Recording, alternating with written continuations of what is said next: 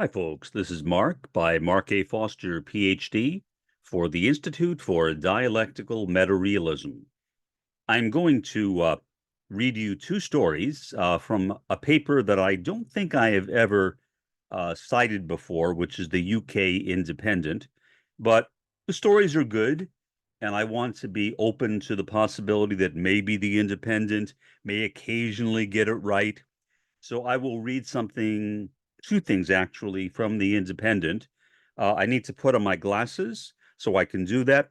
The first story uh, is kind of a follow-up to what I talked about a couple of days ago, which are the threats of violence, which have been made by MAGA people in light of Trump's convictions.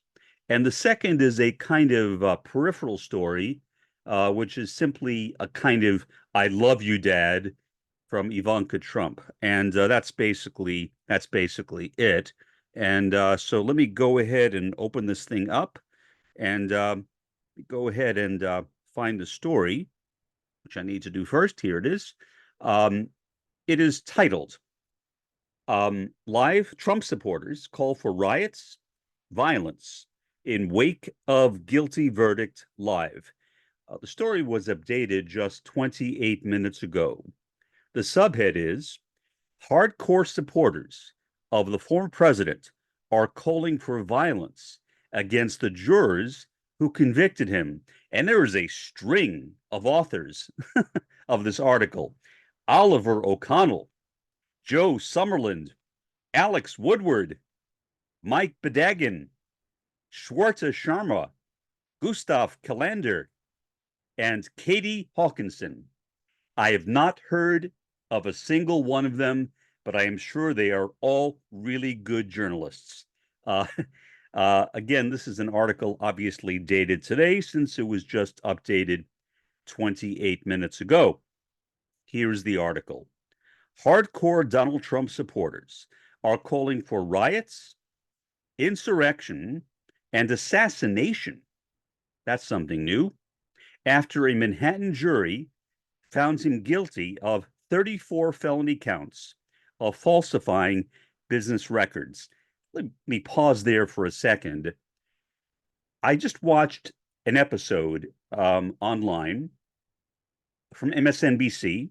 It's the show called The Weekend, which I've never actually seen because I don't watch TV and haven't for the last couple of years. But it seemed like a pretty decent show. And Michael Cohen was one of the guests. And obviously, Michael Cohen is kind of an enemy of Trump, although he used to be Trump's fixer. He has turned against him and turned against him very strongly.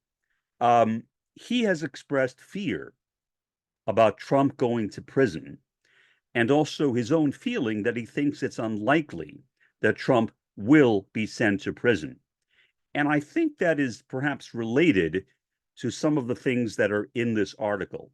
In other words, he thinks that perhaps there may be a number of perhaps terrorist events take place. He also brought up something rather interesting, which I had not thought of personally before, namely that as soon as Donald Trump becomes the Republican nominee for president of the United States, that will make him a convicted felon,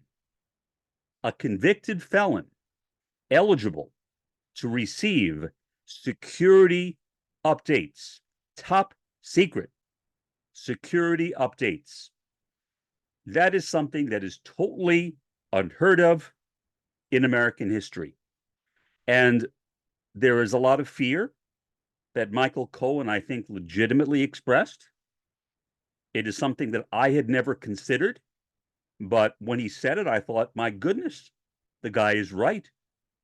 He's afraid that if he does go to prison, if Trump goes to prison, that is, that he may spill additional secrets, meaning the secrets that he is being given beginning at the time when his actual nomination takes place, which is very soon. So I think that is a legitimate point, and I wanted to interrupt my reading of this article to point that out. Back to the article. Trump became the first U.S. president to be criminally convicted on Thursday, but said he would, quote unquote, continue to fight the decision. He will have 30 days to do so following his sentencing on July 11th. In messages seen by The Independent and others reported by Reuters, Trump diehards on social media are calling for violence in wake of the verdict. Find the jurors, all of them. Take no prisoners, wrote one user on a Trump-focused message board. Just give them the rope, said another, in an explicit reference to lynching. The time for talking has long gone. Let them swing outside the courthouse. That reminded me of what happened during the insurrection, the 1/6 insurrection, when there was literally a rope prepared for Michael Pence. Fortunately, Michael Pence was not hung, but that was the intent. I don't know if this person is recalling that or is simply speaking in general, but I assume that he has that in the back of his mind. The fact that the attempt to swing Pence from a rope was unsuccessful. So let's try it again with someone else. Who that is, I don't know. I don't think that it will be successful, or at least I hope not. But the fact that people are speaking that way is somewhat concerning, at least to me. Meanwhile, Trump gave a rambling speech at Trump Tower on Friday, blasting the U.S. as a fascist state. A jury found Trump guilty on 34 counts. That was all the counts, all of them, all 34 counts of falsifying business records as part of an election conspiracy that involved covering up a $130,000 payment to adult film star Stormy Daniels, whose story of an affair threatened to derail his 2016 presidential campaign. So that's basically what he was convicted of in this case. It was connected with the incident involving Stormy Daniels. Of course, there will be additional trials, presumably in the future, as to what will happen in them. Nobody can know, obviously. Even Michael Cohen said that he thought that it was initially a mistake that the prosecutors pursue the specific charges that they did pursue. He thought that the original charges were better, but he admitted that he was wrong. Because why? Well, the prosecution was successful, and you can't argue with success. So that's the first article I wanted to read. I think it is important to be aware of that. It is a concern, but there are many concerning things in the world. I don't know if this is any more concerning than most others. Trump has not been elected yet, but whether he gets elected or not, this is still going to be a very dramatic year. And if he does get elected, 2025 will be even more dramatic, I would expect.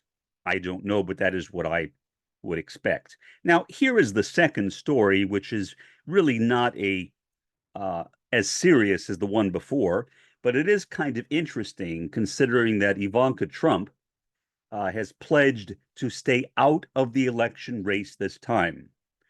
What many people concluded from that was that there was perhaps a breaking of ties between Donald Trump and his eldest daughter.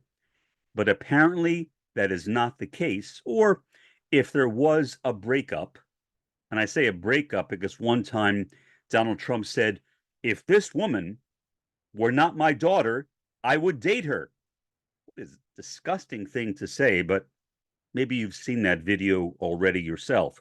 So here's the headline for the second story. This is from 39 minutes ago, probably now maybe 50 minutes ago. Ivanka Trump breaks silence after father's historic criminal conviction.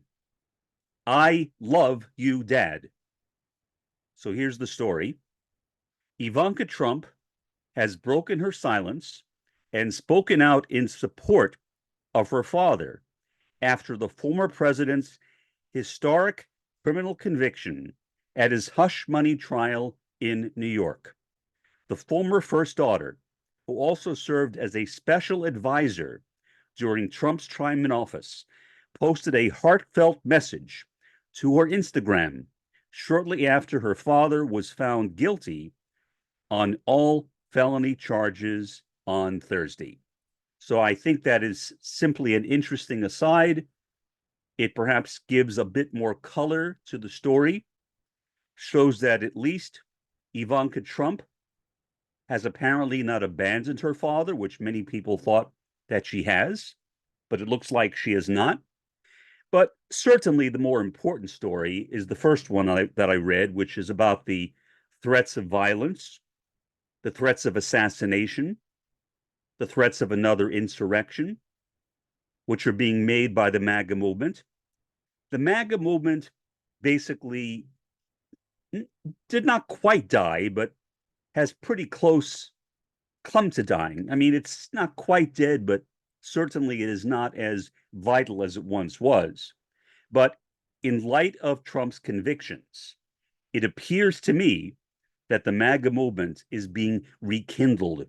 And now there is a new MAGA movement centered around Trump's convictions, his 34 felony convictions, on which he was convicted of all of them. And he will be sentenced in July. So we will have to see what happens then. We will have to see what happens with Michael Cohen's prediction, namely that he does not think that Trump will be sent to prison. Other people have predicted that he will be. Nobody really knows. The only person who knows is the judge, and certainly the judge is not saying anything right now. It is quite possible that the judge has not made up his mind yet. That is probably quite likely. If he is a good judge, he will go over all the evidence and reach a conclusion after a careful evaluation. And I assume that he will use all the time between now and July to reach a decision that will be, in his mind anyway, just for the former president, Donald J. Trump. For the time being, this has been Mark by Mark A. Foster, Ph.D., for the Institute for Dialectical Meta-Realism. Have a pleasant day and an even better day tomorrow.